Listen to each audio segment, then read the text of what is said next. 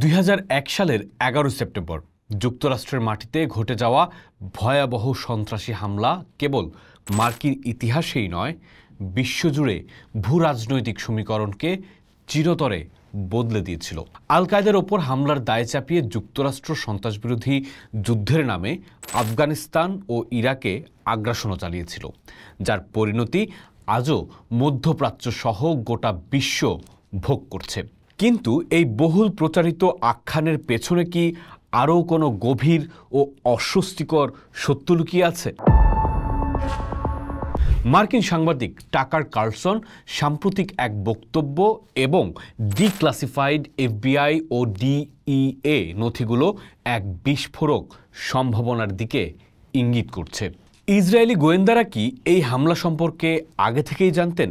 এই প্রশ্নটি কোনো ভিত্তিহীন ষড়যন্ত্র তত্ত্ব নয়, বরং এর পেছনে রয়েছে একাধিক শক্তিশালী প্রমাণ যা মূলধারার গণমাধ্যম ও সরকারি তদন্তে বারবার এড়িয়ে যাওয়া হয়েছে।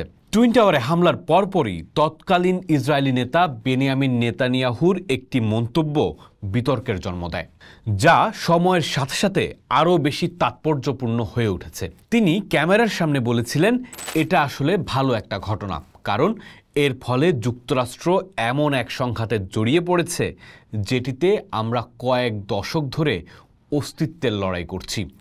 যদিও পরে তিনি তার বক্তব্য কিছুটা সংশোধন করেন, কিন্তু ২০০৮ সালে ইসরায়েলি পত্রিকা হায়ারেটসকে দেওয়া এক সাক্ষাৎকারে তিনি প্রায় একই কথার পুনরাবৃত্তি করে বলেন, আমরা একটি জিনিস থেকে লাভবান হচ্ছি, আর তা হলো টুইন টাওয়ার ও পেন্টাগনের ওপর হামলা।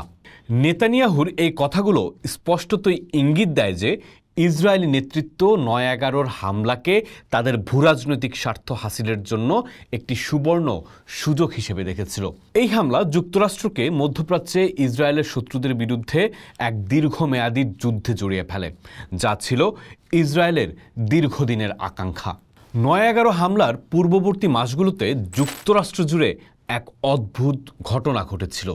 শত শত ইসরায়েলি তরুণ তরুণী নিজেদের আর্ট স্টুডেন্ট পরিচয় দিয়ে মার্কিন গোয়েন্দা সংস্থা, সামরিক ঘাঁটি এবং অন্যান্য স্পর্শকাতর ফেডারাল ভবনে প্রবেশের চেষ্টা করছিল।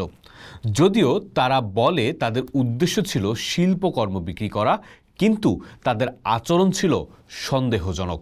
যুক্তরাষ্ট্রের ড্রাগ এনফোর্সমেন্ট অ্যাডমিনিস্ট্রেশনের ২০০১ সালের জুন মাসে প্রকাশিত এক গোপন রিপোর্ট অনুযায়ী এই তথাকথিত শিক্ষার্থীরা সংগঠিতভাবে গুপ্তচর বৃত্তিমূলক কর্মকাণ্ডে লিপ্ত ছিল। তারা কর্মকর্তাদের বাড়িতে যেত, গোপন প্রবেশপথের খোঁজ করত এবং স্পর্শকাতর স্থানের ছবি তুলত। রিপোর্টের তথ্য অনুযায়ী হামলার আগে অন্তত ১৪০ জন এবং হামলার পর আরও প্রায় ৬০ জন ইসরায়েলিকে এই অভিযোগে আটক করা হয়েছিল।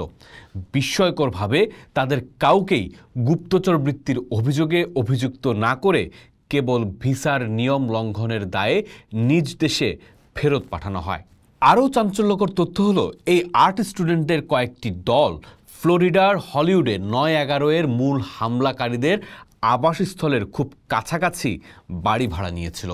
ফক্স নিউজ এবং ফরাসি পত্রিকা লা মোদের তৎকালীন অনুসন্ধানী প্রতিবেদনগুলোতে সন্দেহ প্রকাশ করা হয়েছিল যে এটি ছিল আল কায়েদার ওপর নজরদারি করার জন্য পরিচালিত মোসাদের একটি অপারেশন।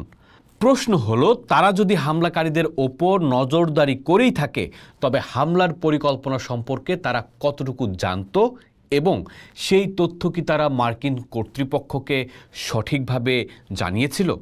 সম্ভবত সবচেয়ে শক্তিশালী এবং সরাসরি প্রমাণটি আসে ড্যান্সিং ইসরায়েলিজ নামে পরিচিত ঘটনাটির থেকে। এফবিআই এর ডিক্লাসিফাইড নথি অনুযায়ী ৯/১১ দিন নিউ জার্সির একটি অ্যাপার্টমেন্ট কমপ্লেক্স থেকে ৫ জন ইসরায়েলি নাগরিককে গ্রেপ্তার করা হয়। প্রত্যক্ষদর্শীরা জানান, টুইন টাওয়ারে বিমান আঘাত হানার সময় তারা ভবনের ছাদে দাঁড়িয়ে উল্লাস করছিল, হাই ফাইভ দিচ্ছিল এবং ছবি তুলছিল।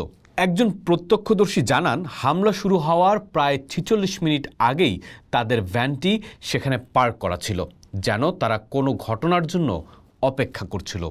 তদন্তে জানা যায় তারা আরবান মুভিং সিস্টেমস নামক একটি কোম্পানিতে কাজ করত, যা এফবিআই এর মতে একটি জালিয়াতিপূর্ণ অপারেশন এবং সম্ভবত মোসাদের একটি ফ্রন্ট কোম্পানি।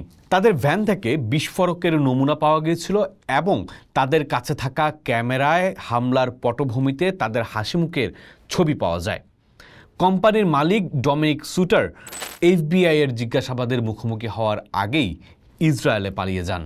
সবচেয়ে বিস্ফোরক তথ্যটি হলো তাদের মধ্যে একজন ওদেদ এলনার পরে এক ইসরায়েলি টেলিভিশনে স্বীকার করেন যে তারা সেখানে গিয়েছিল ঘটনাটি ডকুমেন্ট করতে।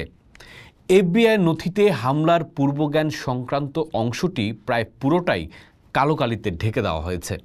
একজন সাবেক উচ্চপদস্থ মার্কিন গোয়েন্দা কর্মকর্তা 2002 সালে জানান, এফবিআই এই সিদ্ধান্তে উপনীত হয়েছিল যে তারা মোসাদের একটি নজরদারি মিশনের অংশ ছিল।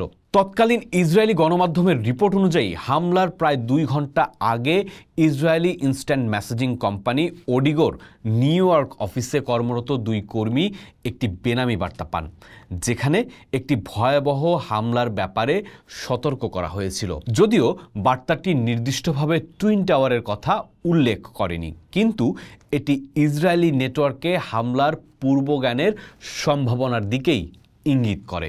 এটা সত্য যে মোসাদ 2001 সালের আগস্ট মাসে সিআইএকে একটি বড় ধরনের সন্ত্রাসী হামলার ব্যাপারে সতর্ক করেছিল এবং 19 জন সন্দেহভাজন সন্ত্রাসীর একটি তালিকাও দিয়েছিল, যার মধ্যে 9/11 এর 4 জন হামলাকারীও ছিলেন। কিন্তু সেই সতর্কতা ছিল সাধারণ প্রকৃতির।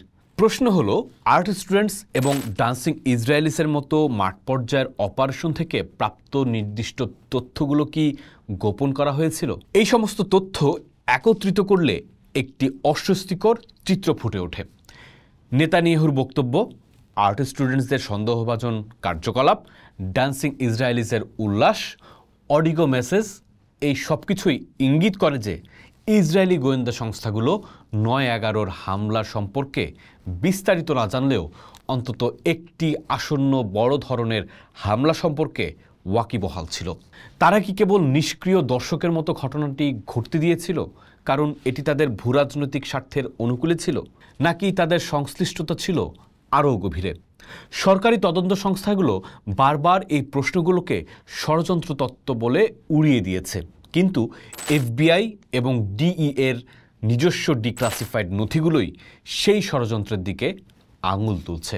যতদিন পর্যন্ত এই নথিগুলোর অপ্রকাশিত অংশগুলো জনসম্মুখে প্রকাশ না করা হবে এবং একটি নিরপেক্ষ ও স্বচ্ছ তদন্ত পরিচালিত না হবে, ততদিন 9/11 হামলাকে ঘিরে ইসরায়েলের ভূমিকা এক রহস্য হয়েই থেকে যাবে, যা প্রমাণ করে ইতিহাসের সবচেয়ে বড় সত্যগুলো প্রায়শই সবচেয়ে বড় মিথ্যা দিয়ে ঢাকা থাকে। পোস্ট দেখুন, ভাবুন, করুন, থাকুন পোস্টের সাথেই।